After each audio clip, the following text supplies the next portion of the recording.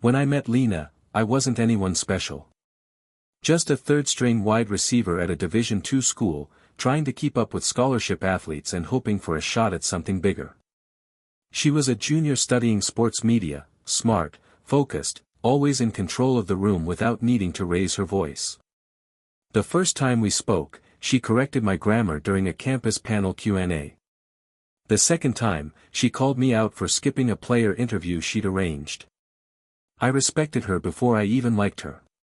It started slow. Study groups turned into coffee, coffee turned into late nights at my off-campus apartment watching game film while she proofread feature pieces. She wasn't impressed by stats or post-game interviews. She liked what came after, the planning, the strategy, the way I studied tape like I was prepping for war. We got married 4 years later, right after I was drafted. 5th round pick. Not flashy. Not front page. But enough to get in the door. Enough to prove I belonged. We moved to Atlanta and started carving out something real. I bounced around early, practice squad to special teams, back to practice squad. Lena picked up freelance work doing digital campaigns for small sports outlets and podcast branding. She could have taken a full-time job at any major network, but she said she wanted to build her own lane. When I finally broke out in year 3, started every game, finished with career highs, got mentioned in 2 All-Pro talks, she never flinched. She kept the same calm she had when I was a backup. Told me to stay hungry. Told me the game could love you one season and forget your name the next. We had our first kid that year, Ava. 2 years later came Miles. Game days were family events. Lena had a system. The kids wore coordinated jerseys, she packed noise-canceling headphones, and we'd meet at the same tunnel exit after every home game. No matter the score, no matter the spotlight, they were my reset button. Off the field, we had everything people aim for, a home just outside the city, a wide kitchen built for hosting, framed photos that made it into magazines, and the kind of lifestyle that got us invited to events where athletes and owners stood shoulder to shoulder. And yet, Lena never changed. She never chased attention. She stayed grounded, observant. She kept her circle small. Most people loved her immediately, but very few got close. I used to joke she could be an FBI agent if she wasn't so obsessed with sports analytics. We took vacations between OTAs and training camp. She handled the kids like a machine, never missed a school forum or birthday party, knew the names of every assistant coach's spouse. The organization called us the Blueprint. Stable. Focused. A franchise family. And I believed that too. Every time I walked into our home, saw Ava's backpack on the floor or Lena curled up with Miles under a throw blanket, I felt like I'd won the game that actually mattered. Not the one under stadium lights. But the one that waited after. Our home ran like a well-coached team. Lena was the coordinator, no question. She never raised her voice, but everything clicked under her direction. She knew where the kids' jackets were without looking, remembered school picture days even when I forgot what month it was, and always kept one step ahead of any crisis, from scheduling to snacks to emotional meltdowns. She didn't just parent, she designed a system that worked. Sunday mornings were sacred. No phone calls, no errands. I made pancakes, the kids picked the playlist, and Lena stayed in her robe longer than she ever did during the week. It was the one part of our schedule we never touched. Even in the thick of the season, she'd wait until I walked through the door late Saturday night or early Sunday morning so we could all sit down together. We lived in Buckhead, a gated home with clean white walls, big windows, and a backyard the kids had basically turned into a jungle gym. Lena liked things tidy, but never sterile. Our space always felt lived in. Comfortable. A place you wanted to come back to. Ava was already showing signs she'd inherited Lena's clarity, methodical with her routines, sharp with her questions. She wanted to be a veterinarian one week, a food critic the next. Miles was chaos and charm. Everything was loud with him. His voice, his questions, his love. He jumped into hugs like they were touchdowns. When I wasn't traveling, I did school drop-offs. It became our thing, Ava in the backseat quizzing me on spelling words, Miles asking if space was bigger than the ocean. Lena would meet us at the door when we got home and ask them for their 3 best things from the day. No matter what was going on, she stayed present. We had our village, too. A couple other players' families we rotated dinners with. The Team Wives group. Lena wasn't close with everyone, but the ones she let in, she kept close. She had 2 best friends, one from college, one from a marketing campaign she worked on years ago, and they knew more about our family than anyone outside the house. Every few months, we'd host. Lena made it look effortless. Charcuterie boards, themed cocktails, quiet music in the background. I always joked that she had a Pinterest board for every occasion. And she did, I saw the folders on her laptop. She planned ahead for everything, right down to which wine paired with what appetizer. But what made it work wasn't just the planning. It was her. The way she made people feel at ease without trying. Sometimes I'd just stand back and watch her move, between guests, between rooms, switching effortlessly from hostess to mom to wife. And I'd think, this is the win that matters. The lights, the cameras, the jersey, all of that could disappear tomorrow. But what we'd built here. This felt permanent. There were seasons where I felt like I lived 3 lives at once, the one on the field, the one at home, and the one in between where everything blurred. Lena held all 3 together without blinking. During the season, I barely came up for air. Practice. Rehab. Meetings. Travel. Recover. Repeat. The days were long, the expectations constant.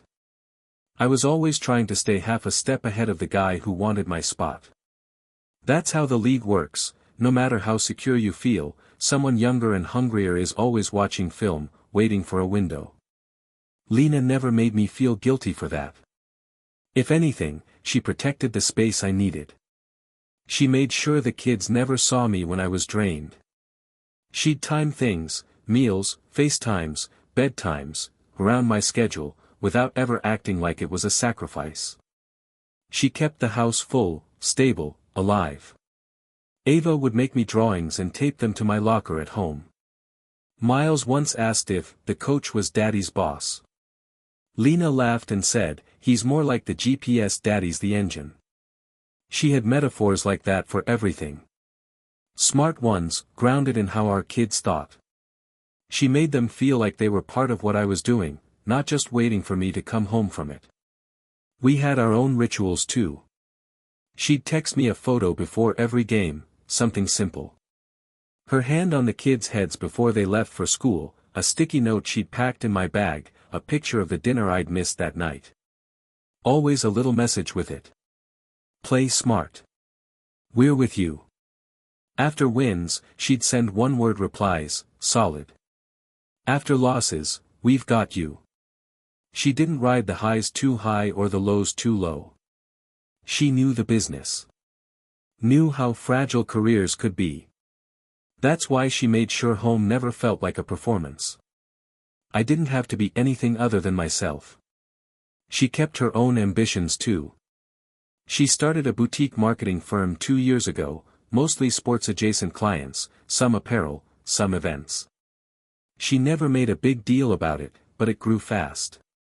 I'd catch her in the office after bedtime, sketching out concepts, designing pitch decks, cross-checking influencer engagement numbers. She never asked me to promote her stuff either. Said she wanted the success to stand on its own. I respected that. She worked like she was proving something, not to me, but to herself. And we made time for each other. It would have been easy not to. Between my schedule and hers, we could have just passed like business partners trading off house duties and calendar management. But Lena would shut her laptop at 9:30 sharp most nights, pour us both a glass of wine, and curl up next to me on the couch. We talked. Laughed. Debated stupid hypotheticals. We watched trash reality shows and paused them every 5 minutes to comment like we were on the panel. We had fun. Even after 10 years. Even after 2 kids. It didn't feel like something we were keeping alive. It felt alive on its own. Like we were exactly where we were supposed to be. By the time I hit my 9th year in the league, I'd seen more teammates come and go than I could count. Guys I'd sweated with in summer heat, celebrated with after road wins, watched get traded, cut, injured, forgotten. It's the nature of the business.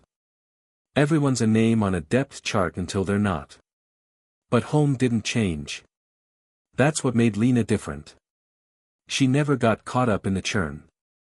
She didn't ask who was starting over who, or where the rumors were pointing for next season. She didn't even flinch when I pulled a hamstring and had to sit out 4 weeks. Just asked what I needed, adjusted our calendar, and made sure the kids didn't worry. She was always steady like that. I don't think I appreciated it enough. Our lives had rhythm. Ava's school drop-offs, Miles' weekend swim class, my rehab schedule, Lena's meetings. It was full, but not frantic. She had a gift for timing. She knew how long I needed after practice before I could be present. She knew which nights I needed quiet and which ones I needed distraction. We made space for everything. Even when the days were packed, we protected our time. Tuesday nights, no matter what, that was ours. We'd put the kids down early, order from our favorite Thai spot, and sit out back with a glass of wine and a speaker playing soft jazz or 2000s R&B. We didn't need a reason. We just needed the time. She remembered the little things.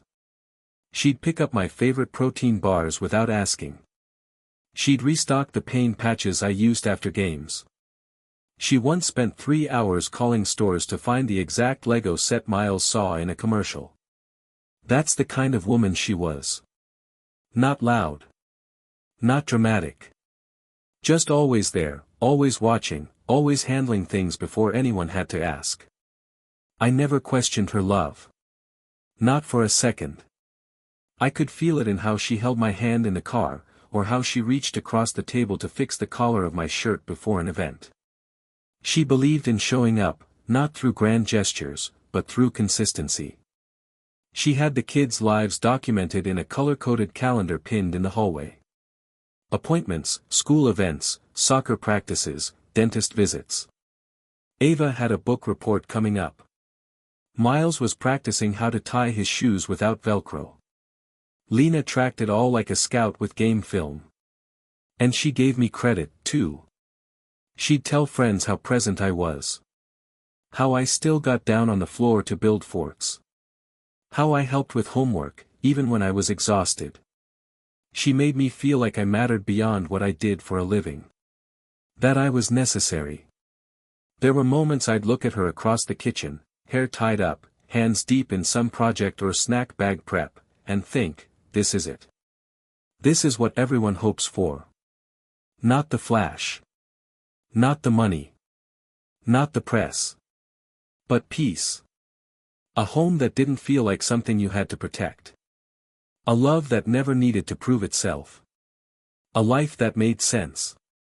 Exactly what everyone else seemed to be chasing. It was nothing, at first. A missed call. That's all. I was in the training facility, finishing rehab for a calf strain. When I checked my phone, I saw a single call from Lena around noon, no voicemail. I called her back during my break, straight to voicemail. Tried again an hour later. Same thing. By the time I got home that evening, she was in the kitchen, hair still slightly damp from a shower, phone on the counter. She was chopping vegetables like any other night. Miles sat at the island with crayons, Ava on the couch reading out loud to herself. "Hey," I said, dropping my bag. "You called earlier?" She paused just long enough to register. "Oh," she said, "yeah. It was nothing. I figured it out. I didn't push." She kissed me on the cheek, asked if I could help set the table. Still, Something about the pause stayed with me. I'd never had to ask her twice before. She always told me exactly why she called, even if it was just to ask what kind of juice the kids wanted. Later that night, I saw her phone screen light up while she was brushing her teeth. It was face down on the nightstand, so I couldn't see the name. When she walked out of the bathroom, she picked it up, glanced at it, and flipped it again, screen down. That was new. I didn't say anything. I didn't want to be that guy. The one who reads into every glance or message. We trusted each other. That was never a question. But small things started adding up. She was going out more. Not often, maybe once or twice a week, but enough that I noticed. She said it was client meetings. Her agency was growing, she had new sponsors to manage, and I believed her. Still do, in part. But she used to tell me who she was meeting. Now it was just, I've got a dinner Tuesday, or I'll be home late, work thing. Another change, the calendar on the wall. The one she'd curated for years. It started having gaps. Whole days left blank where before she'd have everything labeled down to Miles' swim lessons. When I asked about it, she waved it off. I'm switching to digital, she said. Easier to manage on the go.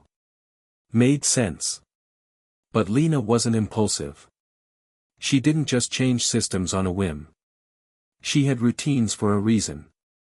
It wasn't until Ava asked me to sign her field trip form that I realized Lena hadn't mentioned it at all.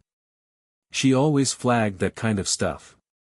Color-coded folders, pre-labeled lunch bags, extra sunscreen in a side pocket. That morning, she hadn't even packed Ava's bag. I told myself it was stress. Her work was demanding. The kids were getting older. Things slipped through the cracks. But I started to watch her more closely. Not suspiciously. Just, attentively. Her smile was still there. Her touch was still warm. But sometimes her focus wasn't. I'd talk, and she'd blink like she hadn't caught the last part.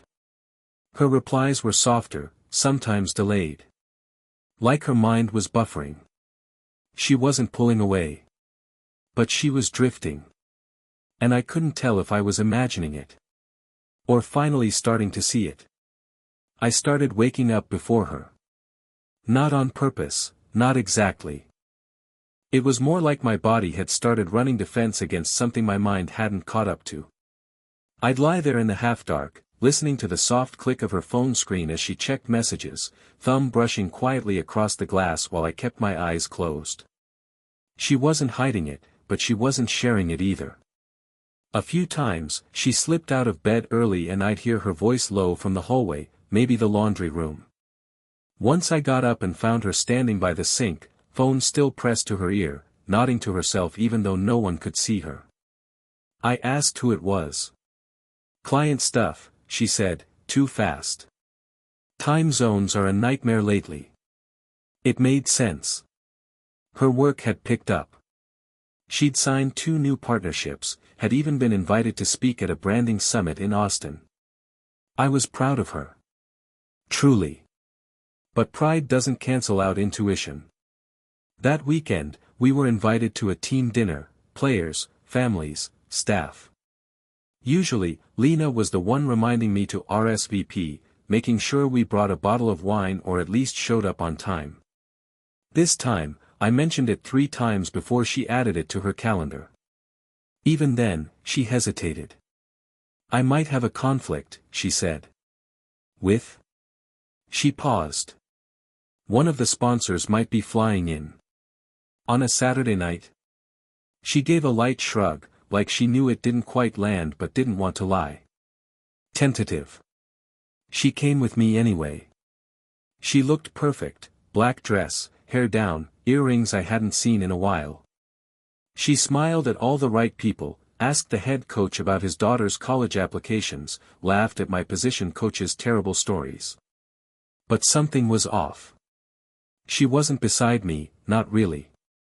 She floated through the evening like someone watching themselves on tape.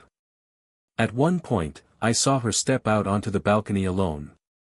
I gave it a few minutes before following. She was scrolling her phone, thumb flying like she was trying to finish a conversation before I got close.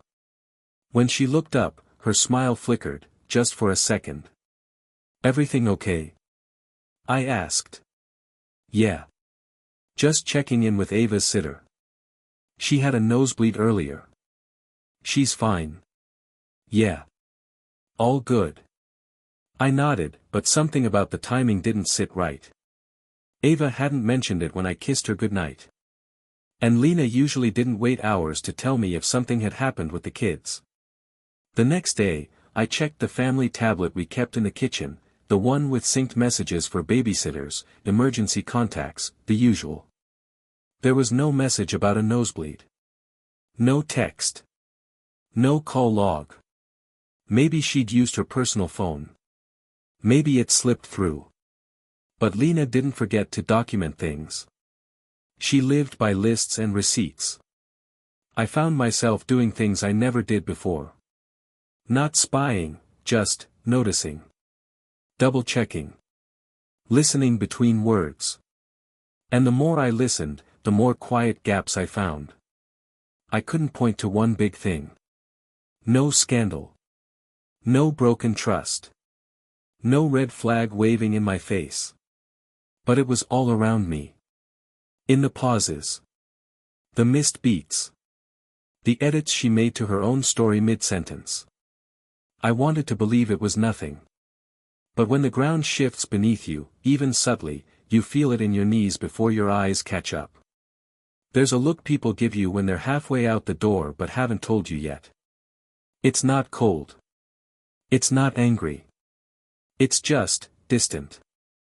As if they're already living in a space you're not part of, and they haven't figured out how to bring you the news.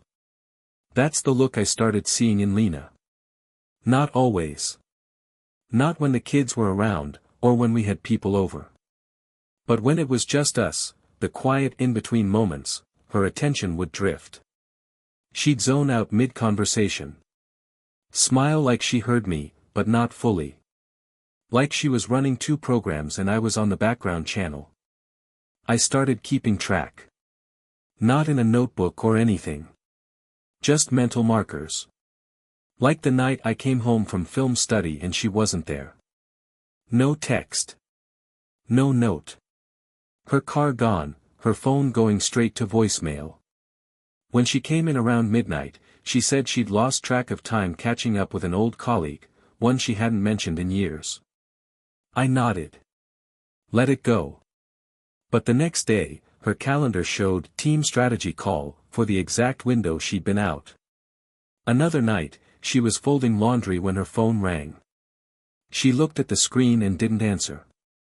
Just turned the ringer off and kept folding like it hadn't happened. When I asked who it was, she said, "Wrong number," and changed the subject. These weren't smoking guns. But they weren't nothing. I started feeling like a guest in my own marriage. Like I was walking into a room that had already decided what I didn't know. She didn't stop being kind. She didn't pull away physically. She still kissed me goodnight, still texted me small reminders during the day. But something had shifted. And that kind of shift doesn't happen on accident. I tried to get ahead of it. One night after we put the kids down, I sat beside her on the couch and asked, "Are we good?" She blinked. "What do you mean?" "You've been somewhere else lately." She stared at me for a second longer than she should have. Then she leaned in, put her hand on my leg, and said, "I've just got a lot going on. Work's been insane. You know that." I nodded, because I did know that. But the problem wasn't the answer, it was how well she'd prepared it. It landed too smoothly. No hesitation, no searching. Just ready. Like she knew the question was coming. That was when it really hit me, she wasn't stumbling through stress or distraction. She was managing it. Managing me. Like I was a part of her life she needed to keep level while the rest of it shifted somewhere else. And I started wondering, what else was she managing? That week, I came back from practice and found Miles watching TV alone. I asked where his mom was, and he said, "She went out with her friend. She said not to tell you." He said it casually. Like he'd been coached. When she came home, I didn't mention it. I didn't ask who the friend was.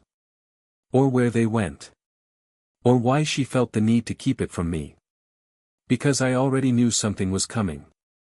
And whatever it wasn't going to be small.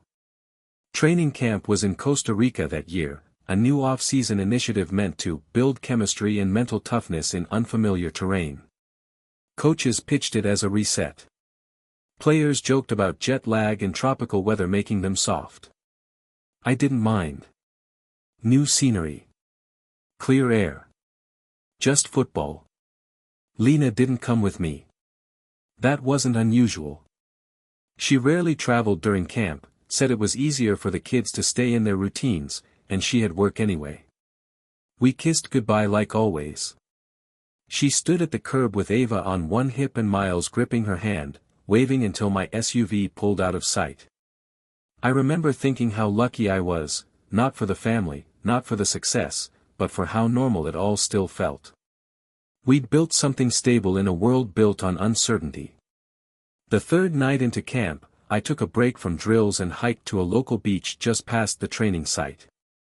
The guys had found a trail that led to a quieter stretch, no tourists, no cameras. I wanted space. I needed to think. That's when I saw her. At first, it didn't register.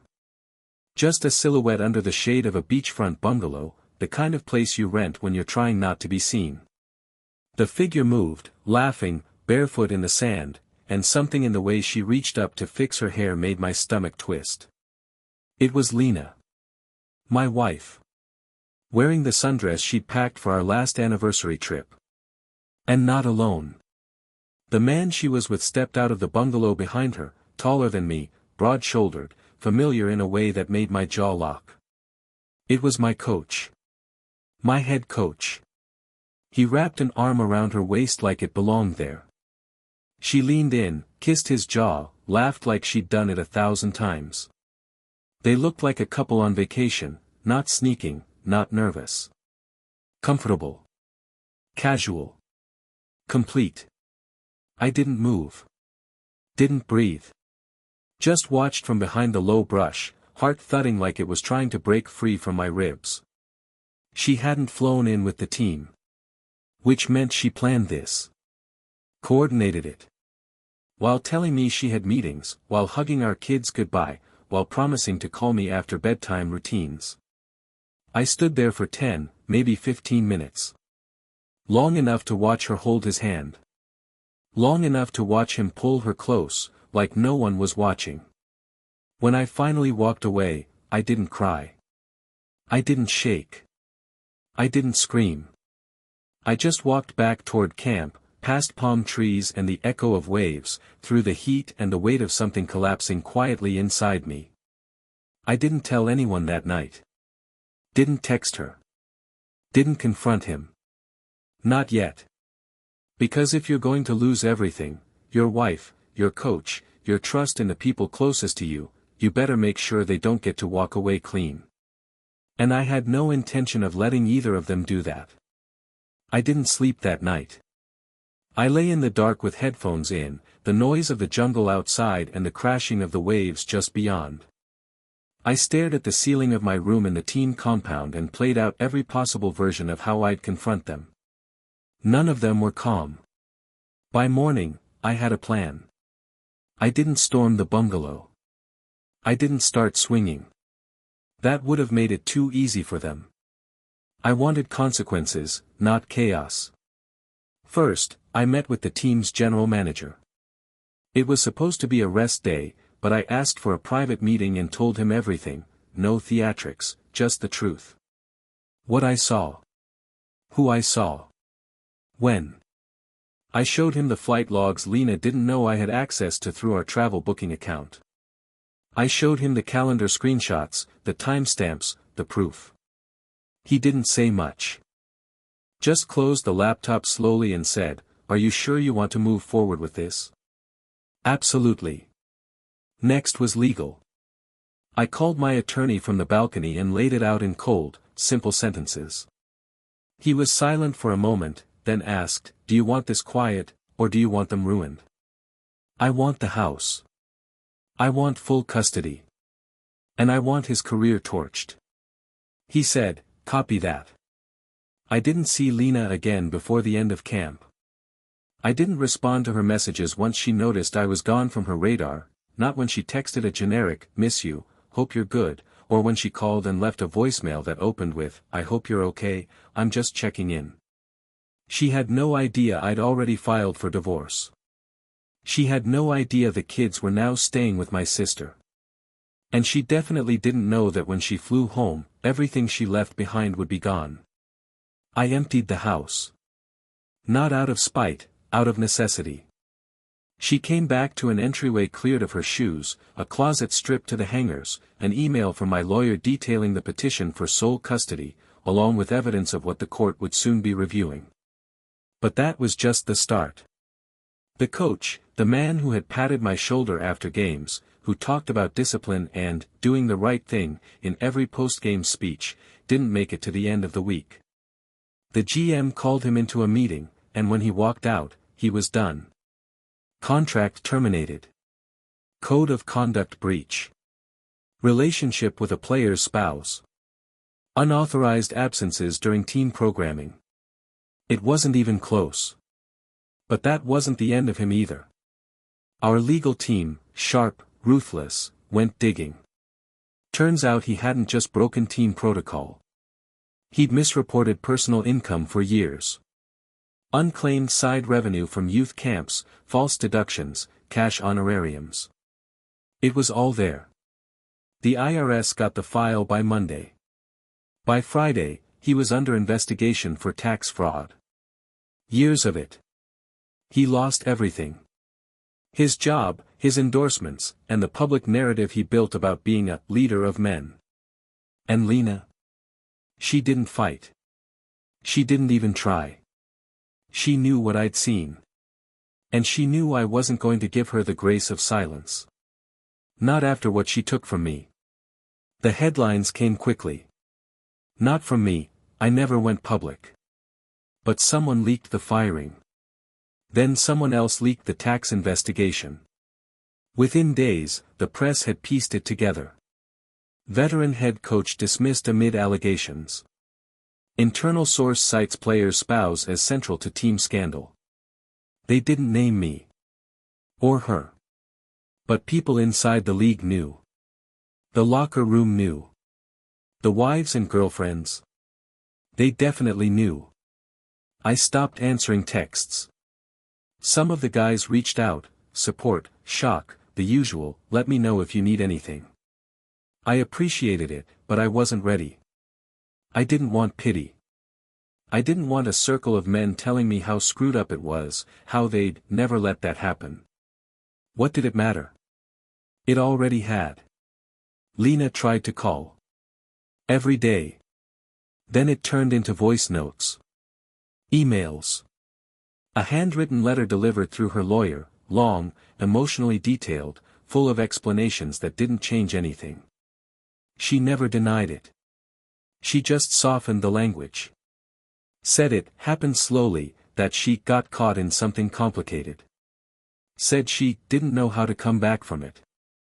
I didn't respond. Because there was nothing left to say.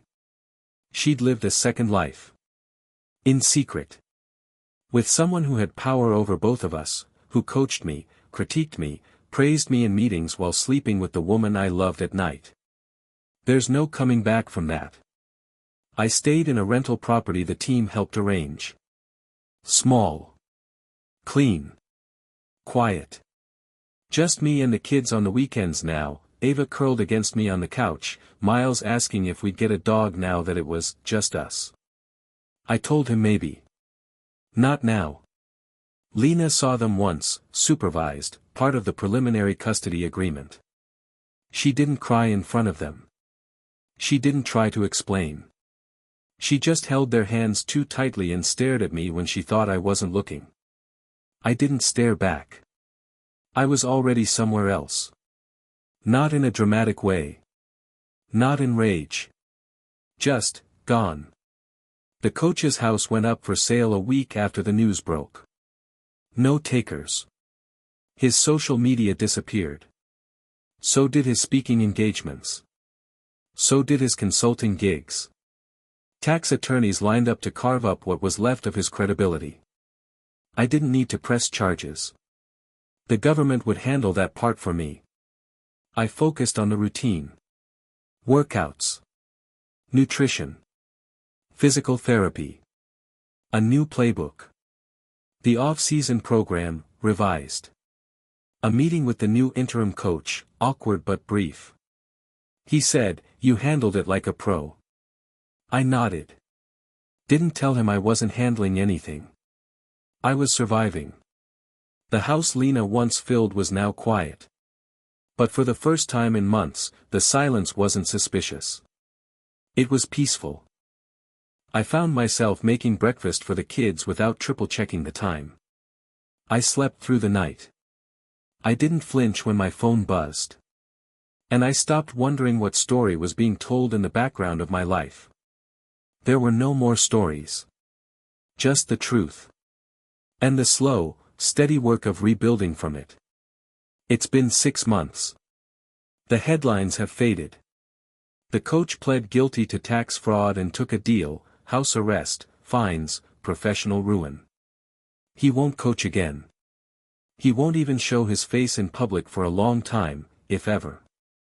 Lena's been quiet. After the divorce was finalized, the supervised visits turned into short, monitored weekends. No overnights. No spontaneous pickups. She tried to push for mediation at first, but my legal team had already locked the doors before she knocked. The evidence was too clean. The betrayal too public. She knew better than to fight it. The kids adjusted faster than I expected. Ava stopped asking where Mom was after the 2nd month. Miles only brings her up when we pass the old neighborhood. I never speak badly about her to them. They'll ask questions someday, and I'll answer honestly when they do. But for now, I let them love her in whatever shape they still can. They have stability here. They have me.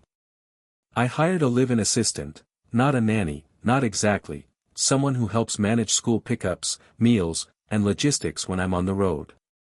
She's calm, warm, never intrusive. The kids trust her. I do too.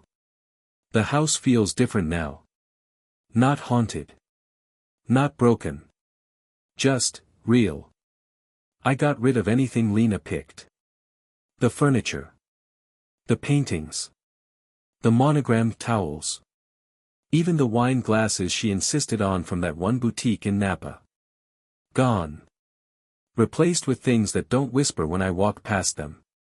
People keep asking if I'm dating again. I'm not. I'm not closed off either. I've had conversations, shared a few drinks, even had one almost something that fizzled out before it really began. But I'm not chasing anything. I'm building. Not just a life. A mindset. The kind of mindset that doesn't bend itself around someone else's secrecy. That doesn't ignore its own instincts in the name of keeping the peace. I know what I want now. Not just loyalty. Clarity. Presence. Someone who speaks plainly, laughs fully, and shows up even when no one's watching. I started journaling again. Something I used to do in college, before the pressure, before the lights. Every morning, 10 minutes, just to check in with myself. See where I'm at. Track where I'm going. Not as an athlete. As a man. I coach Miles' flag football team on weekends now. He wears my old number. Runs funny routes. Brags to his teammates that I used to be famous. I don't correct him. Ava plays piano. She's good. Better than we realized. She sits on the bench for hours without anyone telling her to practice. That kind of focus, that's her mom in her. The part of Lena I never have to question. I think that's what healing looks like. Not forgiveness. Not forgetting. But acceptance. Understanding what was real, what wasn't, and what still matters anyway. This life, this second act, it's quieter, simpler, but sharper too. I don't second-guess myself anymore. I don't chase apologies I'll never get. And I don't mourn the version of me that let someone else's lie define what home felt like. I'm still here. Still standing. Not perfect. But clear. And this time, I'm not letting anyone write the playbook but me.